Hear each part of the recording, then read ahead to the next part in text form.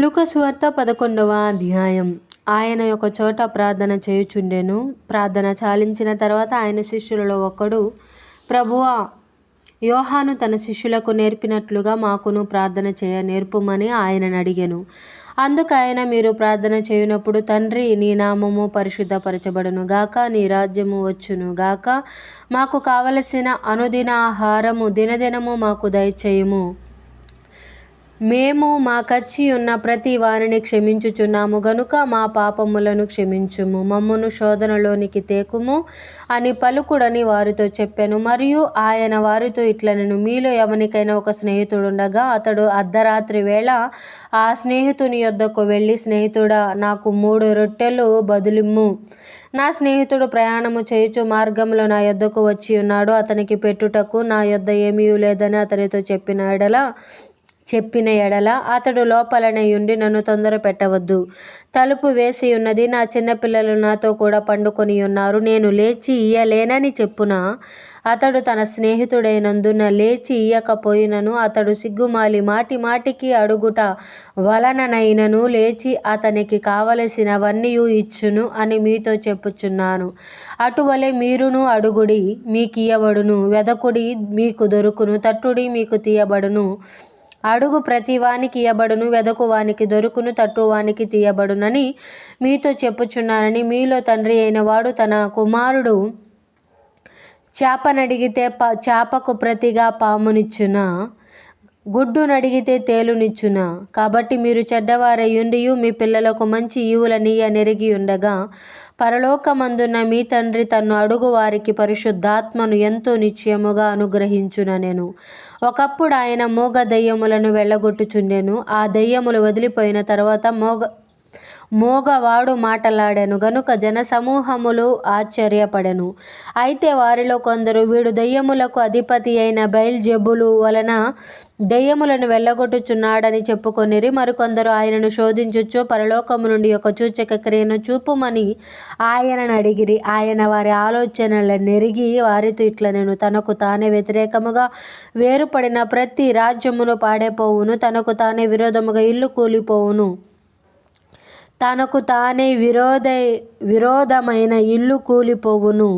సాతానును తనకు వ్యతిరేకముగా తానే వేరుపడిన ఎడల వాని రాజ్యం ఎలాగు నిలుచును? నేను బయల్జెబూలు వలన దెయ్యములను వెళ్ళగొట్టుచున్నానని మీరు చెప్పుచున్నారే. నేను బయల్జెబూలు వలన దెయ్యములను వెళ్ళగొట్టుచున్న ఎడల మీ కుమారులు ఎవని వలన వెళ్ళగొట్టుచున్నారు? అందుచేత వారే మీకు తీర్పరులైయుందురు. అయితే నేను దేవుని వ్రేలుతో దెయ్యములను వెళ్ళగొట్టుచున్న ఎడల నిశ్చయముగా దేవుని రాజ్యము మీ యొద్దకు వచ్చి ఉన్నది. బలవంతుడు ఆయుధములు ధరించుకొని తన ఆవరణమును కాచుకొనున్నప్పుడు అతని సొత్తు భద్రముగా ఉండును. అయితే అతని కంటే బలవంతుడైన ఒకడు అతని పైబడి జయించునప్పుడు అతడు నమ్ముకొనిన ఆయుధములనన్నిటినీ లాగుకొని అతని ఆస్తిని పంచిపెట్టును. నా పక్షమున ఉండని వాడు నాకు విరోధి, నాతో సమకూర్చని వాడు చెదరగొట్టువాడు. అపవిత్రాత్మ యొక్క మనుష్యుని వదిలిపోయిన తరువాత అది విశ్రాంతి వెదకుచు నీరు లేని చోట్ల తిరుగుచుండును. విశ్రాంతి దొరకనందున నేను విడిచి వచ్చిన నా ఇంటికి తిరిగి వెళ్ళుదుననుకొని వచ్చి ఆ ఇల్లు ఊడ్చి అమర్చి ఉండుట చూచి వెళ్ళి తనకంటే చెడ్డవైన మరి 7 అపవిత్ర ఆత్మలను వెంటబెట్టుకొని వచ్చును. అవి అందులో ప్రవేశించి అక్కడనే కాపురముండును. అందుచేత ఆ మనుషుని కడపటి స్థితి మొదటి దానికంటే చెడ్డదగునని చెప్పాను. ఆయన ఈ మాటలు చెప్పుచుండగా ఆ సమూహములోనున్న ఒక స్త్రీ ఆయనను చూచి, నిన్ను మోసిన గర్భమును నీవు కుడిచిన స్థానములను ధన్యములైనవని కేకలు వేసి చెప్పగా ఆయన, అవును గాని దేవుని వాక్యము విని దానిని గైకొను వారు మరీ ధన్యులని చెప్పెను. మరియు జనులు గుంపులుగా కూడినప్పుడు ఆయన ఎలాగూ చెప్పసాగెను, ఈ తరము వారు దుష్టతరము వారయ్యుండి సూచక క్రియను అడుగుచున్నారు. అయితే యోనాను గూర్చిన సూచక క్రియయే గాని మరి ఏ సూచక క్రియయు వీరికి అనుగ్రహింపబడదు. యోన నినివే పట్టణస్థులకు ఎలాగూ సూచనగా ఉండెనో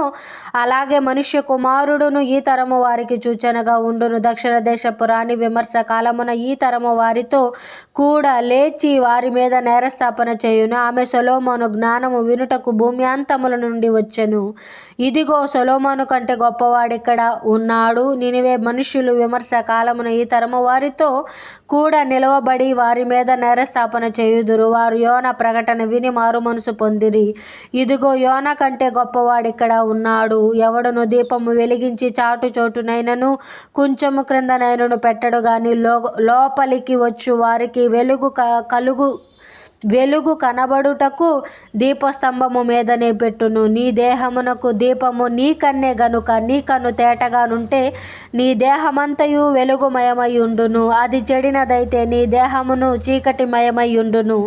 కాబట్టి నీలో నుండి వెలుగు చీకటి అయి ఉండకుండా చూచుకొనుము. ఏ భాగమైనను చీకటి కాక నీ దేహమంతయు వెలుగుమయమైతే దీపము తన కాంతి వలన నీకు వెలిగిచ్చునప్పుడు ఎలాగుండునో అలాగు దేహమంతయు వెలుగుమయమయ్యుండునని చెప్పాను. ఆయన మాట్లాడుచుండగా ఒక పరిసయుడు తనతో కూడా భోజనము చేయుమని ఆయనను పిలువగా ఆయన లోపలికి వెళ్ళి భోజన పంక్తిని కూర్చున్నాను. ఆయన భోజనమునకు ముందుగా స్నానము చేయలేదని ఆ పరిసయుడు చూచి ఆశ్చర్యపడను. అందుకు ప్రభువు ఇట్లనెను, పరిసయులైన మీరు గిన్నెయు పల్లెమును వెలుపల శుద్ధి చేయుదురు గాని మీ అంతరంగము దోపుతోను చెడుతనముతోను నిండి ఉన్నది.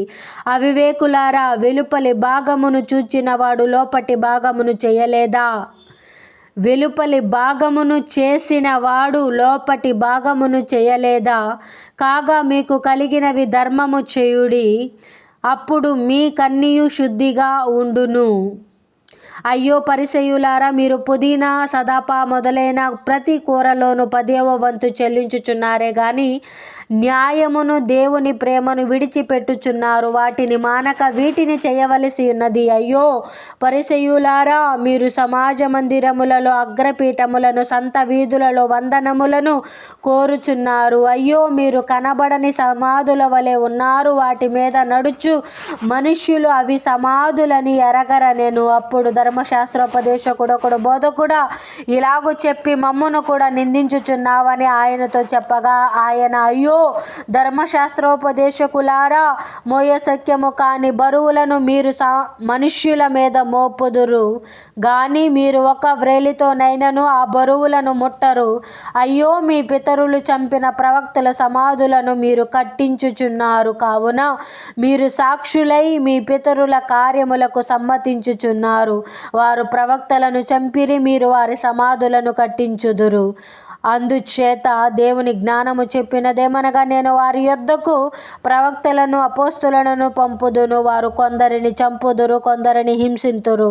కాబట్టి లోకము పుట్టినది మొదలుకొని అనగా హేబేలు రక్తము మొదలుకొని బలిపీఠమునకును మందిరమునకును మధ్యన నశించిన జకర్యా రక్తము వరకు చిందింపబడిన ప్రవక్తలందరి రక్తము నిమిత్తము ఈ తరము వారు విచారింపబడుదురు.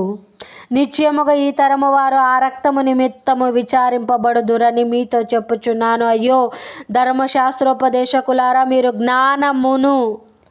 మీరు జ్ఞానమును తాళపి చెవిని ఎత్తుకొని పోతిరి.